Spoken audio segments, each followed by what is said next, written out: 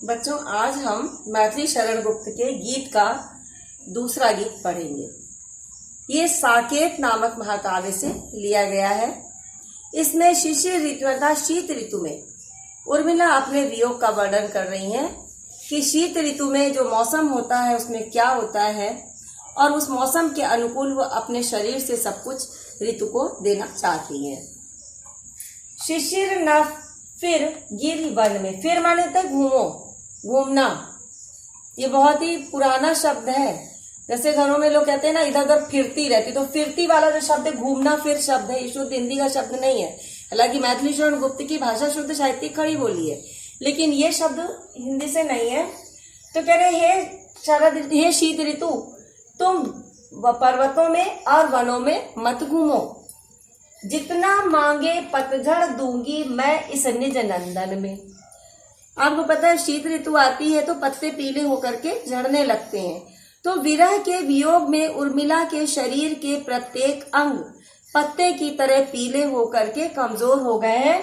इसलिए कह रही है शीत ऋतु, तुम्हें जितना पतझड़ चाहिए, तुम जितना मांगोगे मैं तुम्हें इस शरीर रूपी नंदन से, उपवन से दे दूंगी। कितना कंपन तुझे चाहिए ले मेरे स्तन से। कह रही है कि प्रियतम के वियोग में शीत ऋतु में मैं ठंड से कांपती हूँ, तो तुझे जितना भी कंपन चाहिए वो तुम मेरे इस शरीर से ले लो। सखी कह रही पांडुरता का क्या अभाव आनंद में, आनंद माने मुख, पांडुरता माने पीलापन। मेरी एक सखी मुझसे कह रही थी कि तुम्हारे मुख पर पीलेपन का क्या अभाव है, अर्थात प्रिय के वियोग में मैं पीली पड़ गई हूँ, मेरा मुख पीला पड़ गया है। तो कह रही है कि मैं इतनी पीली पड़ चुकी हूँ कि जो भी तुम्हें पीलापन चाहिए वो मुझसे, मेरे मुख से ले लो। वीर जमा दे नयन नीर यदि तू मानस भाजन में, वीर माने भाई।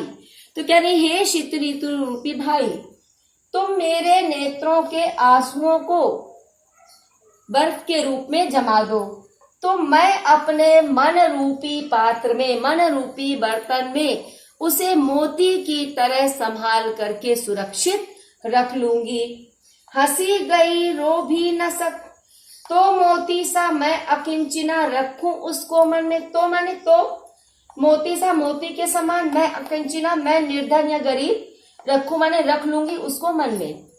तो मैं उस मोती को, मैं निर्धन अबला स्त्री, उस मोती को अपने हृदय रूपी पात्र में संभाल करके रख लूंगी।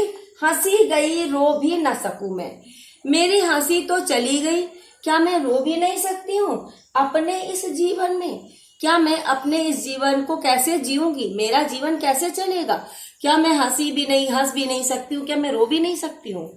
क्या रे तो उत्कंठा है देखूं फिर क्या हो भाव भुवन में।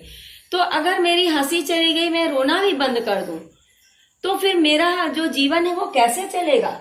ये मेरी उत्कंठा, उत्कंठा माने जिज्ञासा है।